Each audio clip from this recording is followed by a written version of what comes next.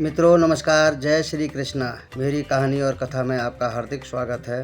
तो मित्रों, मैं आज आगे की कथा कहता हूँ, आप ज़रूर सुने। श्री शुद्ध जी महाराज बोले, हे शौनक, इस प्रकार भगवान श्री कृष्ण की जितनी जीवनचर्या है सब पुण्य को देने वाली है और पाप नाशक है।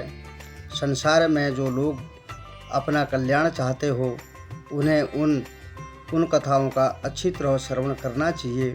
तब शौनक जी ने कहा, धर्मात्मा सुत जी, आप सैकड़ों वर्षों तक जिए। जो हम मनुष्यों के लिए आपने भगवान श्री कृष्ण जी की यह अमृत स्वरूप निर्बल यश कहना आरंभ किया है। हे ऋषि, हमारे विचार में तो यही आता है कि हरिचर्या और भगवत भक्तों के संग से स्वर्ग भी बढ़कर नहीं है। भला ऐसा कौन सा रस यज्ञ पुरुष होगा कि जिसे भगवान विष्णु के यशो ज्ञान में प्रेम न होवे, भगवान विष्णु के योगासन में प्रेम न होवे। शिव और ब्रह्मादिक योगेश्वर श्री निर्गुण भगवान के गुणों का वर्णन करके अंत नहीं पाते। हे ब्राह्मण, आप सब भक्तों में प्रधान और ज्ञानियों में महाज्ञानी हैं। सो आप हम लोगों को भगवान विष्णु जी के शुद्ध तथा उदार चरित्रों को सुनाइए, क्योंकि हम लोग इसी विचार से कितने ही दिनों के लिए इस यज्ञ का अनुष्ठान करके यहाँ एकत्र हुए हैं। हे महात्मन, अब आप हम लोगों को यह बतलाइए कि सुखदेव मुनि के कहे किस ज्ञान से राजा परीक्षित को मोक्ष प्राप्त हुआ था। परीक्षित अवश्य ही कोई बड़े योगनिष्ठ पुरुष थे, जिन्होंने अपना सब राजकाज त्याग भगवान विष्णु के श्री चरणों में प्रीत स्थापित की। शुद्ध जी बोले, हे ऋषियों, इस संसार में अशुद्ध वंश में उत्पन्न होकर भी वृद्धों की सेवा से हम लोग उत्तम कुल वालों के ही समान जन्म लेने वाले हो गए हैं, क्योंकि उत्तम जनों के वार्तालाप का संयोग शीघ्र ही दुष्ट वंश वाली मानसिक पीड़ा को हरण कर लेता है। अनंत भगवान अनंत शक्ति वाले हैं। जो महात्माओं की शरण में जाकर उनके अनंत नामों को जपता है वह परम मोक्ष का भागी होता है। उनके समान कोई दूसरा नहीं। उनके संबंध में इससे अधिक कुछ नहीं कहा जा सकता। भला जिन विष्णु भगवान के श्री चरणों की धूलि का लक्ष्मी जी सेवन करती है, जिनके चरणों को स्पर्श करता हुआ ब्रह्मा जी का अर्घ्य के लिए दिया जल महादेव जी सहित संसार को पवित्र करता है, उन मुकुंद जी से बढ़कर इस संसार में दूसरा कौन है। वे भगवान ही सबके ईश्वर हैं।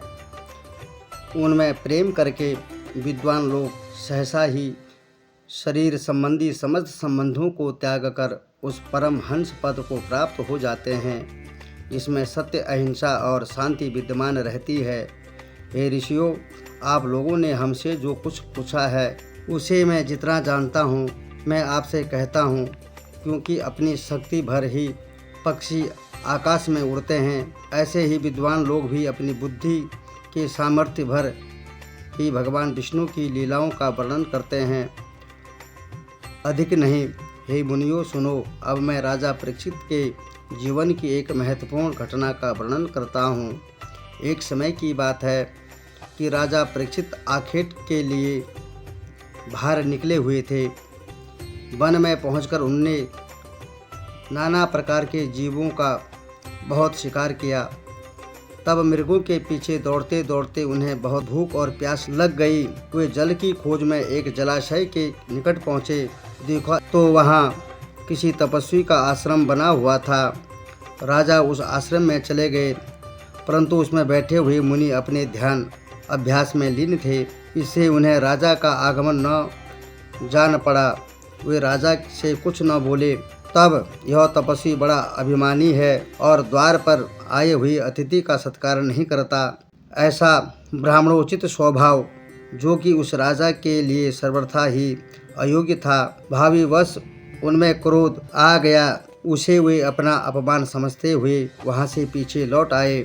सरोवर के तट पर जाकर जल पिया, वृक्ष की छाया में बैठकर विश्राम किया, फिर वहाँ से उठकर गहन वन में प्रवेश कर आखेट करने लगे।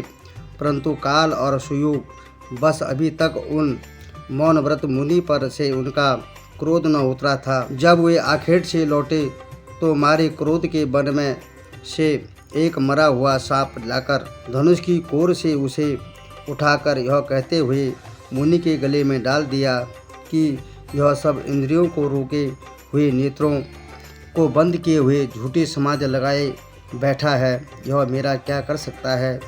राजा के इस कथन और कृत्य को मौन व्रत मुनि के पुत्र ने देख लिया। उन्हें बड़ा क्रोध आया। उसने पास ही में कौशिकी नदी के तट पर जाकर आचमन कर हाथ में जल लेकर राजा परीक्षित को श्राप दे दिया कि जिस प्रकार मेरे निर्दोष तपस्वी पिता के गले में बिना जाने बुझे ही राजा परीक्षित ने मरा हुआ सर्प डालकर उनका अपमान किया, उसी प्रकार अब उस दोष के कारण आज के 7वें दिन राजा परीक्षित तक्षक नाग के काटने से मृत्यु को प्राप्त हो गए। इस प्रकार राजा परीक्षित को श्राप देकर वह बालक अपने पिता के आश्रम में आकर उनके गले में सर्प पड़ा हुआ देखकर दुखित हो जोर जोर से रोने लगा। तब पुत्र का विलाप सुनकर उस मौनव्रती समीक ऋषि ने धीरे धीरे नेत्रों को खोलकर अपने गले में मरा हुआ सांप देख उसे हटाकर पुत्र से पूछा कि हे बेटा, तुम क्यों रोते हो? तुम्हारा किसने अपमान किया? मुनि से पुत्र ने सब हाल कह सुनाया। तब श्राप के आयोग राजा के शाप को सुनकर समीक ऋषि को बड़ी चिंता हो गई। उन्होंने कहा, हे पुत्र, तुमने इतने थोड़े अपराध के लिए राजा को ऐसा श्राप क्यों दे दिया?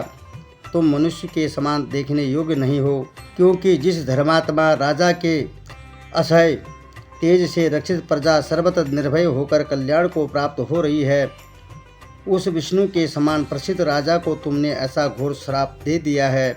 राजा के न रहने से चोर संसार को ठग लेते हैं, चारों ओर पाप ताप बढ़ जाता है। अब वह सब पाप मुझे लगेगा। जब देश में कोई राजा नहीं होता तब मनुष्यों का वेद वर्णित वर्णाश्रम धर्म सहित सदाचार नष्ट हो जाता है और लोग कुत्तों तथा बानरों के समान अर्थ तथा काम में लगकर वर्ण संकरी संतान उत्पन्न करते हैं। परंतु ये राजा परीक्षित तो बड़े ही पुण्यशाली हैं, कई अश्वमेघ यज्ञ आदि यज्ञों को करता हैं। वे भूख प्यास से संयुक्त हमारे आश्रम में आए और सत्कार न पाने पर इतने क्रुद्ध हुए तो भी वे हमारे श्राप के भागी नहीं थे। हे पुत्र, तुमने राजा को ऐसा श्राप देकर अच्छा नहीं किया। तब श्री सूत जी कहते हैं कि उधर घर आकर राजा परीक्षित ने भी अपने किए हुए उस निर्दित कर्म पर बड़ा पश्चाताप किया, परंतु अब वे करते ही क्या। मुनि पुत्र का श्राप हो चुका था, वह अब किसी के मिटने वाला नहीं था। वे राजकाज से अत्यंत उदासीन हो विष्णु स्वरूप भगवान श्री कृष्ण का ध्यान करते हुए अन्न जल को त्याग मरने के लिए गंगा जी के किनारे जा बैठे। तब उनके इस अनुष्ठान को देखकर मुनियों द्वारा विद्वानों और विचारक धर्मात्माओं में बड़ी हलचल मच गई। वे लोग वहां जाकर एकत्र होने लगे। अत्रि, वशिष्ठ, च्यवन, अरिष्टनेमि, भृगु, अंगिरा, पराशर, विश्वामित्र, परशुराम, समस्त ब्रह्म ऋषि और राजर्षि वहां एकत्रित हो गए। राजा ने सबका यथाविधि से पूजन कर सिर से प्रणाम किया। जब वे सब ऋषि मुनि यथास्थान बैठ गए तब राजा ने हाथ जोड़कर सबके आगे खड़े होकर, हे मुनियों, आप सब दयालु और धर्मात्मा के मध्य में आज अपने को इस प्रकार उपस्थित देखकर मुझे बड़ी प्रसन्नता हो रही है, क्योंकि आप सब धर्मात्मा ब्राह्मणों का चरण धोने से राजाओं के वंश का पाप दूर हो जाता है। ब्राह्मण ईश्वर रूप है, क्योंकि ब्राह्मण के शाप से ही अब मुझे शीघ्र ही तक्षक नाग काटने वाला है। सो अब आप सब ब्राह्मण और यह गंगा देवी मुझे अपने शरण में रखें। परंतु हे ऋषियों, अब मेरी यह प्रार्थना है कि मैं जिस जिस जन्म में उत्पन्न हूँ उसमें सब कहीं भगवान विष्णु के ही चरणों में मेरी दृढ़ भक्ति होवे।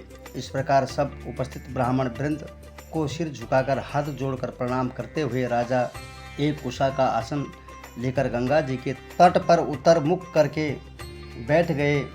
तब उनको इस प्रकार अन्न जल त्याग करके बैठे हुए देख आकाश से देवताओं ने फूल बरसाए। उपस्थित महर्षियों ने भी राजा की बहुत प्रशंसा करके कहा, हम सब लोग तब तक यहाँ ही बैठे रहेंगे जब तक राजा शरीर त्याग करके शोक मोह से रहित हो अपने उत्तम लोक को न चले जावें। श्री सूत जी कहते हैं कि हे ऋषियों, मैं ऐसी वार्ता हो रही थी कि वहाँ श्री सुखदेव जी आ पहुँचे। उस समय उनकी अवस्था कुल 16 वर्ष की थी, परंतु उतने ही समय में वे परम निर्वासनिक आश्रमादिक चिन्हों से रहित और सब प्रकार से पूर्ण ज्ञानी हो चुके थे। उनके हाथ पांव, जंघा, भुजा, कंधा, कपोल, आँखें और श्रवण तथा नासिका आदि शरीर के सब अंगों से पुष्टता और सुंदरता टपक रही थी। तब उनको आते देखकर राजा परीक्षित सहित सब मुनि लोग अपने अपने आसनों से उठ खड़े हुए। राजा ने मस्तक झुकाकर श्री सुखदेव जी का पूजन किया। फिर तो उन महर्षि, राजर्षि और देवर्षियों के समूह से घिरे हुए जब सुखदेव जी को राजा परीक्षित ने एक सुंदर आसन पर बैठाया तो उस समय वे वैसे ही शोभायमान हुए कि जैसे तारा गणों से घिरा हुआ चंद्रमा शोभित हो। तब उन शांत और तीक्ष्ण बुद्धि वाले सुखदेव मुनि के निकट जाकर राजा परीक्षित ने हाथ जोड़कर मस्तक नवाकर मृदु शब्दों में कहा, हे ब्राह्मण, आज आपका दर्शन कर मैं बड़ा भाग्यशाली हुआ। हमारा अहोभाग्य है जो आज आप लोगों ने दया करके मुझ मरने वाले को अतिथि रूप से दर्शन दिया है। हे महायोगेश्वर, आज आपके निकट होने से मेरे सब पाप वैसे ही नष्ट हो गए हैं जैसे भगवान विष्णु जी के निकट पहुँचते ही दैत्यनाश हो जाते हैं। इससे ज्ञात होता है कि आज पांडव पुत्रों के प्यारे भगवान श्री कृष्ण जी मुझ पर अवश्य ही प्रसन्न हैं और उन्होंने मेरे पर बहुत ही बड़ी कृपा करी है। मेरे प्रभु श्री कृष्ण भगवान जी का बहुत बहुत धन्यवाद। अन्यथा वह आप जिसकी गति को कोई आज तक नहीं जान सका और कोई भविष्य में भी जानने वाला नहीं है, सो आप आज मुझ मरने वाले से वर मांगो, ऐसा क्यों कहते हो? आप योगियों के उत्तम गुरु और सब सिद्धियों को देने वाले हैं। अतः हे प्रभु, मैं मृत्यु के निकट पहुंचा हुआ व्यक्ति आपसे यह पूछता हूं कि संसार में आकर मनुष्यों को जप, श्रवण, कीर्तन, स्मरण और भजन क्या करना चाहिए और क्या नहीं, इसमें जो कर्तव्य हो सो आप निश्चय रूप से मुझे बतलाएं। मित्रों, आज की कथा यहीं पर संपन्न होती है। अगली वीडियो में दूसरी कथा प्रस्तुत करूंगा और मेरे चैनल को लाइक और सब्सक्राइब करें। आपको मेरा कोटि कोटि सादर प्रणाम। जय श्री कृष्णा। ओम नमो भगवते वासुदेवाय।